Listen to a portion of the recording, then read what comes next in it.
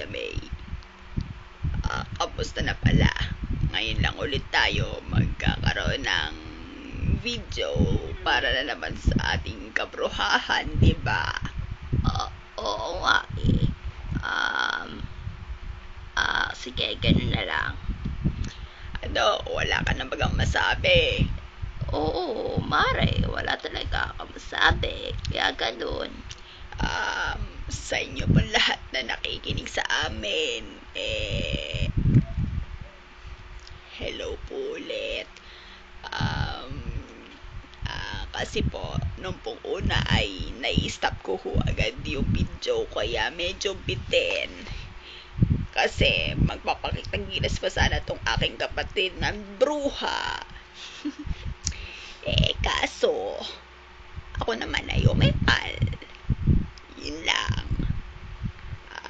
Mga kaibigan, ako nga po pala ulit I'm Ruby Rose. At ako naman si Rhea May Vilyasan. At ito po ulit ang Bruha versus Buddha.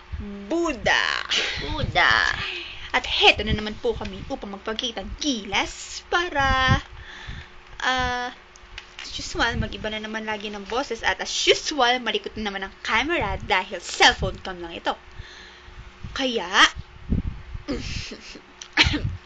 heto na naman po kami para mag-alaskahan sa isa't isa at alam ko na namang ang talo na naman ay ang kapatid kong Buddha. Okay. Ang kapatid ko ay saksakan ng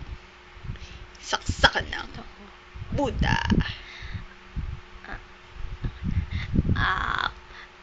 Ang kapatid ko ay saksakan ng pangit.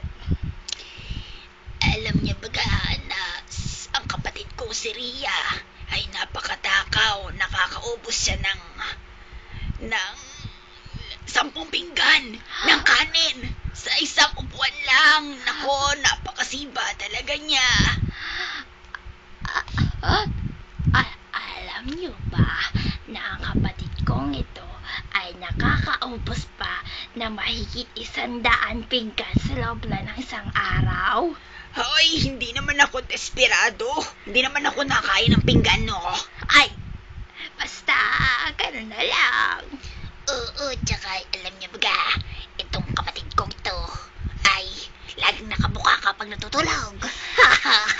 At alam niyo po ba, pag natutulog ang ate kong ito, ay nakatasok kilikilit ng babaho.